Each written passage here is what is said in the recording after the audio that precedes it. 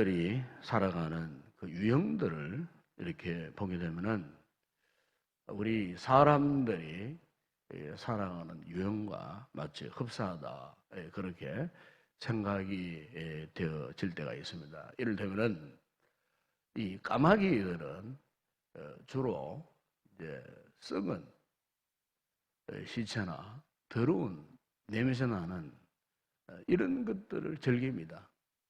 그래서 어떤 동물의 사체가 있는 그런 곳에는 항상 이 까마귀들이 이제 그곳을 즐기고 찾습니다. 독수리도 마찬가지입니다.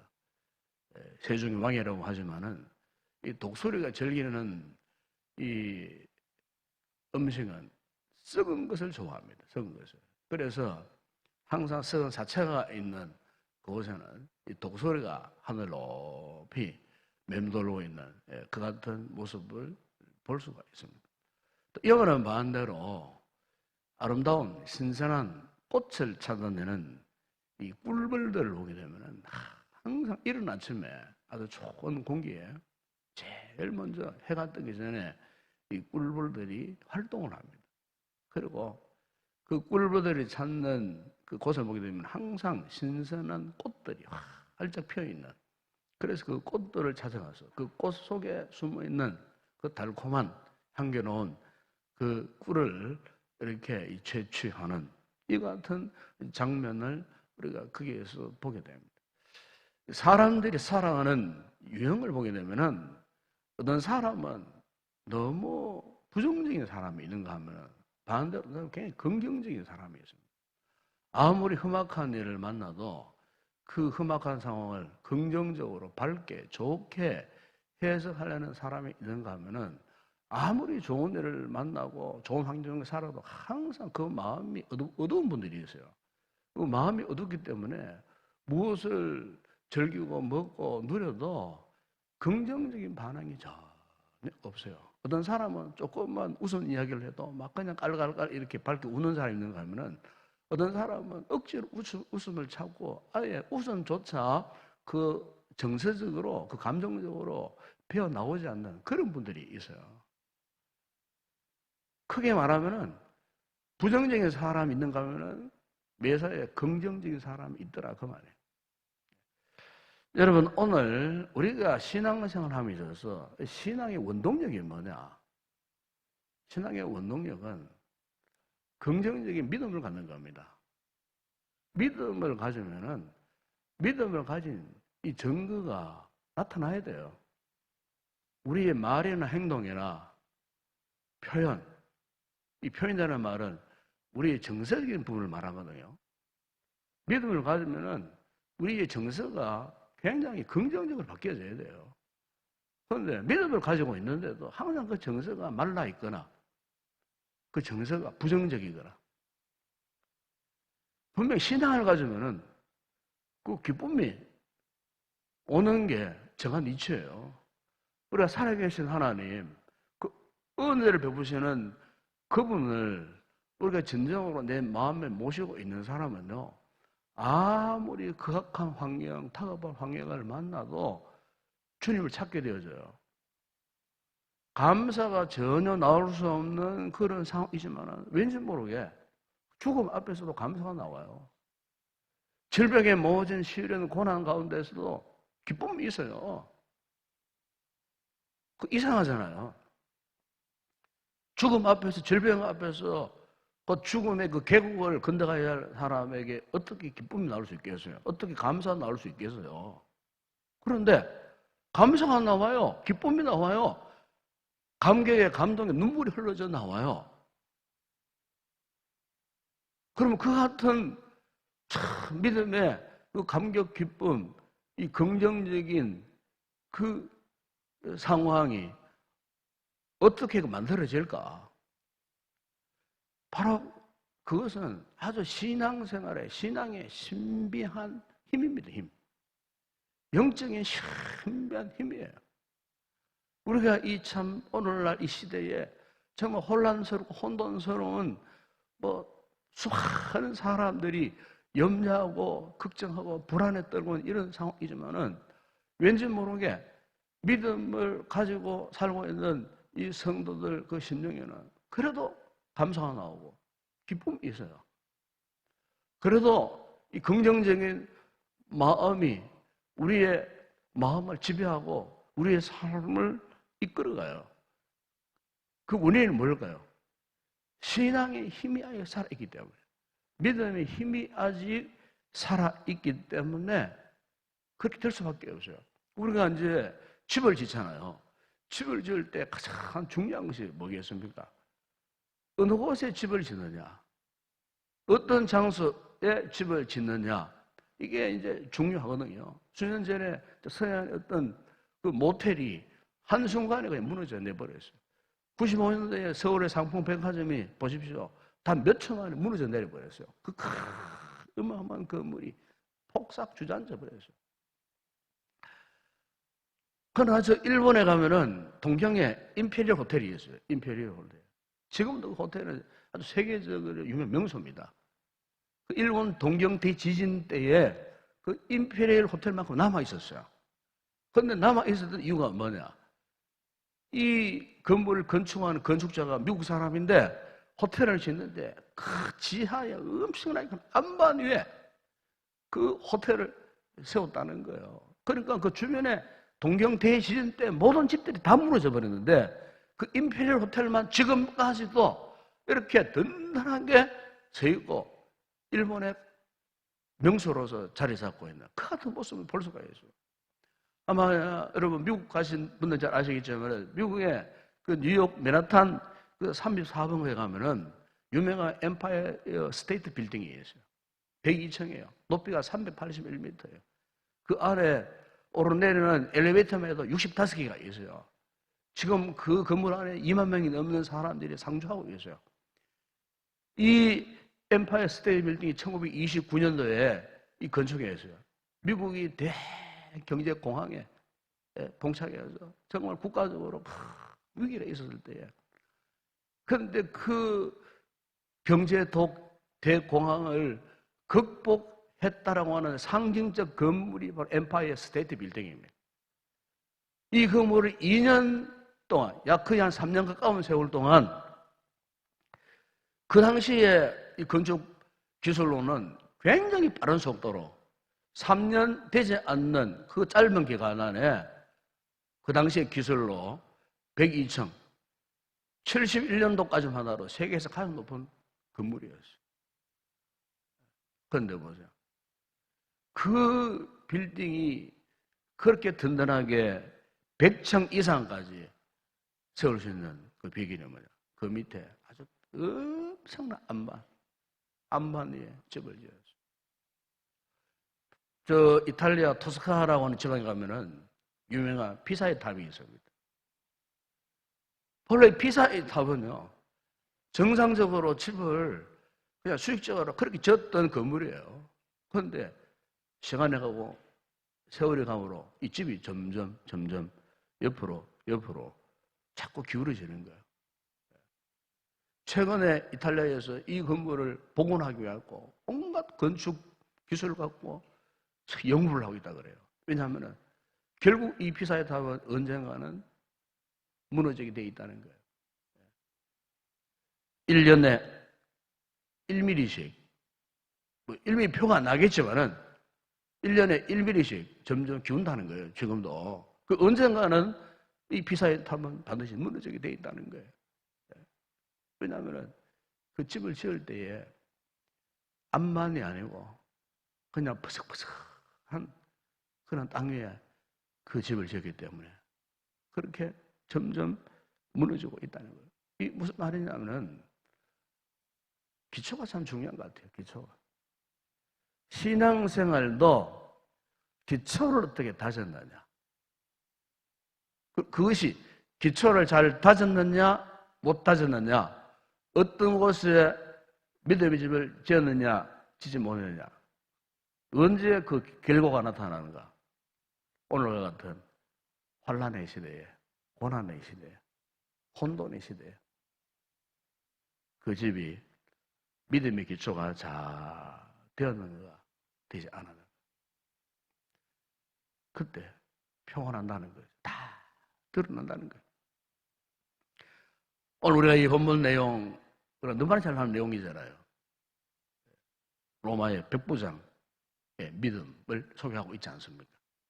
주님께서 백부장의 이 믿음을 보고요, 오늘 본문에 보면은 놀랍게 여기셨다, 그렇게 말씀하셨어요. 이거 다른 표현을 말하면 주님이 감동하셨다, 그 뜻입니다. 감동하셨다. 지금까지 이 믿음의 문제를 놓고 주님이 이스라엘 지역을 이렇게 갈릴리나 가버나움 지역 이렇게 등등 지역을 다니시면서 복음을 전하지만 아직까지 주님의 그 마음을 감동시켜준 사람이 아무도 없었어요. 심지어 예수님의 그 제자들 조사도 매일같이 믿음에 대한 책망을 받을 수밖에 없었어요. 감동을 줄 수가 없었어요. 그런데 오늘 우리 주님께서 백부장을 만나고 백부장에게 큰 감동을 받으셨어요. 그리고 그의 믿음을 크게 칭찬하셨어요. 이스라엘 가운데 이만한 믿음을 내가 만나본 적이 없다, 본 적이 없다고 그렇게 표현하실 정도로. 그러면은 이 백부장의 믿음이 어떤 믿음이었습니까? 사실 그 당시에 이 백부장이라고 하는 이 직위는요, 이 로마 제국시대 때에 정말 아주 권력이 있고 힘이 있고 남은 불을 끓일 수 없는, 자기 수하에, 오늘 부모님도 그 말씀하지 않습니까? 자기 수하에도 이 그 당시에 노예들 마음껏 거느릴 수 있는 그런 특권을 가진 사람이에요. 그러니까 뭐 매사에 범사에 부족한 게 전혀 없는 사람이에요. 네. 그런데 오늘 본문에 보세요. 자기 수하에 종이 중풍병에 걸려 있었어요. 노예 하나쯤은 중풍병에 걸리든 병들어 죽든 아무 상관이 없어요.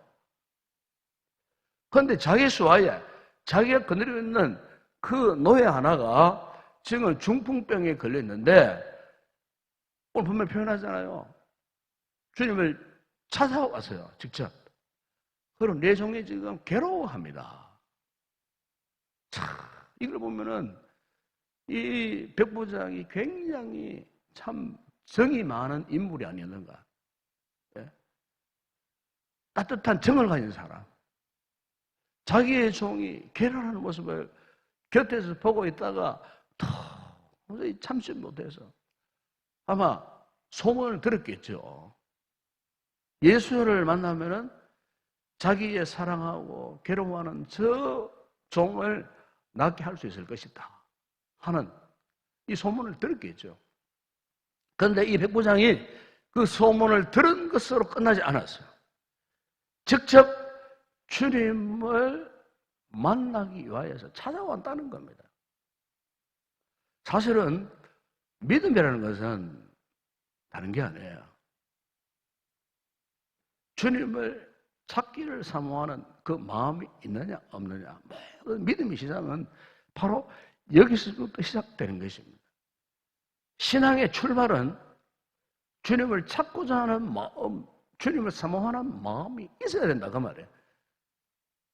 오늘 우리의 신앙생활에서 참 중요한 것이 이 부분이에요. 주님을 만나기를 사모하는 마음이 있느냐 없느냐. 우리 신앙의 그 진실성이 이 부분에 있어서 좌우되는 거예요. 오늘 이 새벽에 여러분 나오셨는데 정말로 그냥 습관적으로 어떤 의식적으로 우리가 찾아 나온 것이 아니고 이 새벽에 우리에게 은혜를 베푸시고 도우시려는 주님을 사모하는 그런 마음, 그런 간절한 마음으로 찾아왔느냐. 이게 정말 중요한 거예요. 왜? 이게 우리 믿음의 시작이기 때문에. 이런 사모함이 없고도 올 수는 있어요. 사모함이 있어야 돼요. 이 백부장의 믿음의 기초, 그 출발 시작이 이 부분이었어요. 그가 직접 주님을 만나길 원해서 찾아왔다 하는 겁니다. 찾아왔다. 왜 찾아왔을까? 찾아온 이유가 뭐겠습니까? 오늘 본문대로 말씀을 보게 되면은 이 백부장의 믿음이 굉장히 참 탁월한 믿음인 것 같아요. 여러분, 우리 신앙생활의 가장 주요 핵심이 뭐냐면은 말씀을 듣는 겁니다. 말씀. 믿음 생활의 근간은 말씀을 들을 줄 알아야 돼요. 그런데 오늘 여기 백부장이 딱 찾아오니까 찾아와서 하는 이야기가 지금 자기 집에, 자기 소아에 종이 지금 중풍병으로 괴로워하는데 찾아온 것 자체에 대해서 이미 주님은 마음에 감동을 받으신 것 같아. 주님이 당장 내가 가서 낫게 해주리라. 그렇게 주님 말씀하셨을 때에 오늘 본문에 보세요. 백부장이 주님이 자신의 집을 찾아오는 것을 거절을 합니다. 거절한 이유가 뭐겠습니까? 이곳에서 구태여 우리의 집에 찾아오실 필요 없이 이곳에서 주께서 말씀만 하시면 내 종이 낫겠습니다. 여러분 참 대단한 믿음이에요. 이 순간 이 자리 이 시간 나의 사랑하는 종을 위하여 말씀만 선포해 주신다면 당장 낫겠다 하는 주님을 찾아 나온 사모하는 그것으로만 끝나지 아니하고 이 백부장의 그 믿음의 중심이 바로 이렇게 말씀에 기초한 그 같은 믿음의 소유자였다는 것입니다. 그리고 말씀 앞에 순종을 했습니다. 여러분 오늘 우리가 이 신앙 생활에 성공적인 신앙 생활에 영적인 공식이 있다면은 믿음 다음에 따르는 것이 말씀이에요. 그리고 그 말씀 다음에 따르는 것은 순종입니다. 순종. 그러니까 믿음과 말씀과 순종이 있어야 결국에는 하나님의 역사를 우리가 경험할 수가 있어요. 아마 여러분 잘 아시겠지만은 이은영 교수가 있습니다. 그가 이제 예수님을 영접한 이후에 많은 책들을 이렇게 이제 써서 또 기독교 서점에 가보면 그분의 책이 굉장히 많이 있어요. 그런데 그분이 처음에는 사실 예수를 이제 이렇게 믿었어도 예수님을 경험하지 못했대요. 그래서 굉장히 참 고민을 했대요. 갈등을 했대요. 사실 이제 이분이 예수를 믿게 된 것은 그 이제 딸 이미나 목사님 딸인데 사실 몇 년 전에 암으로 죽었잖아요. 그런데 이 따님이 어쨌든 이 아버지에게 자기가 만난 예수님을 소개하고 예수를 믿도록 하려고 참 이 이미나 이 목사가 모든 애를 썼어요. 왜냐하면 그 당시만 하더라도 이런 교수는 이 종교가 뭐냐? 종교를 하나의 문화로 봤습니다. 문화. 종교 생활을 하나의 문화 생활로 본 사람이에요. 예수 믿고 구원받는 것도 이 신앙의 차원에서 본 게 아니에요. 그것도 문화 생활이다. 문화. 그렇기 때문에 그 사람의 의기 속에는 신앙, 믿음이라는 하나님의 존재하심에 의식이 전혀 없었던 사람이에요. 그러나 지성적으로는 탁월한 사람이었어요. 이런 사람이 참 예수 믿기 힘들거든요. 그러니까 자기 딸 때문에 막 억지로 막 이렇게 참 예수를 믿게 되었는데 예수를 믿고 보니까 예수님이 정말 살아계신지 하나님이 살아계신지 이분에 대해서 확실히 서지 않더라는 거예요. 그런데 그분이 일본 동경에서 예수를 주로 고백하고 세례를 받게 되었어요. 예수를 나의 구주와 주님으로 고백하려고 세례를 받는 그 순간에 성령님의 은혜가 임한 거예요. 그리고 십자가에 죽으시고 부활하신 주님을 만나는 체험을 했다는 거예요. 그때야 비로소 그분에게 영적인 눈이 활짝 열려졌어요. 정말 하나님 살아계시는구나. 예수님이 살아계신 예수 그리스도가 자신의 마음에 오셨다는 사실을 비로소 그가 경험하게 되었다. 그래서 그가 신앙이 완전히 전환되어 버렸어요. 자신의 그 같은 믿음을 가지고 신앙을 가지고 변화된 삶의 그 전체의 그 과정을 설명한 책이 바로 지성에서 영성이라고 하는 책이에요. 그 이전에는 정말 지극히 지성적인 사람이었어요. 이성적인 판단이 탁월했던 사람이었어요. 그것 때문에 예수를 믿지 못했어요. 그런데 주님의 은혜가 임하고 말씀이 들려지고 그 말씀 앞에 아멘하여 응답할 때 주님의 살아계신 놀라운 역사를 경험하게 되어요. 비로소 지성에서 영성으로 변화되어져요. 그는 온전한 믿음을 가진 사람으로 거듭나게 되었다. 그분이 이제 그런 고백을 합니다. 여러분, 오늘 우리의 신앙생활에 있어서 참 중요한 것은 누구나 다 예수 믿는다, 믿음을 가진 사람은 쉽게 합니다. 쉽게 합니다. 신앙생활을 1년 했던 사람이나 10년 했던 사람이나 한평생 했던 사람이나 다 누구나 예수를 믿습니다. 문제는 뭐냐? 내가 믿는 그 예수님을 직접 내가 체험하고 경험하고 있느냐? 현재 나의 이 삶의 현장에서 정말 예수 그리스도를 만나는 경험이 있느냐? 오늘 백부장이 주님을 찾아와서요. 그리고 그 앞에 자신의 믿음을 고백했어요. 물론 자기 문제가 아니에요. 자기 수하의 종의 문제예요. 그런데 이 백부장은 자기 수하의 이 종의 문제를 가지고 주님 찾아왔지만은 그 어떠했습니까? 그의 믿음을 확실하게 세우는 그런 계기가 되었다는 겁니다. 주님이 바로 이 백부장의 믿음에 감동을 받고 이 백부장의 믿음을 칭찬하시고 그리고 그 믿음을 확실하게 인정받게 되는 그 같은 경험을 하게 되었다는 거예요. 여러분, 오늘 우리가 우리의 믿음의 이 같은 성장과 성숙의 그 원동력, 힘이 어디에 있느냐? 바로 백부장이 순종했던 바로 주의 말씀입니다. 여러분, 믿음이라는 것은 중간지대가 없어요. 우리는 말씀의 절대적인 가치를 믿어야 되는 거예요. 말씀의 절대적인 가치를 믿지 않으면 믿음의 역사를 경험할 수 없어요. 하나님의 역사를 경험할 수가 없어요. 우리가 마음 6장에 보시게 되면 이런 말씀이 나와요. 그 갈릴리 지방이잖아요. 그 갈릴리 지방은 주님이 자라나신 곳이에요. 그렇기 때문에 그 동네 주변 사람들이 예수님에 대해서 누구보다 잘 아는 그런 동네였어요. 그런데 바로 그 동네에서 주님께서 아무런 권능도 행하지를 못하셨어요. 다른 어떤 지역보다도 가장 그 예수에 대해서 잘 아는 그런 동네였어요. 그런데 이상합니다.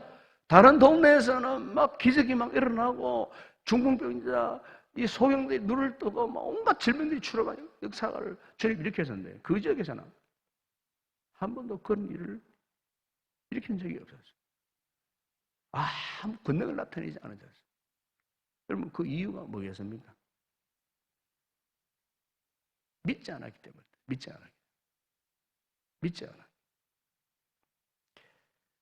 않았기 때문에 말씀의 역사가 나타나지 않는가요? 순종할 수도 없어요. 여러분, 요한복음 15절에 보시면 이런 말씀을 하셨습니다. 제자들에게 너희가 내 안에, 내 말이 너희 안에 거하면 무엇이든지 원하는 대로 구하라. 그리하면 이루리라. 그랬어요. 참 중요한 이 부분이에요. 너희가 내 안에, 내 말이 너희 안에.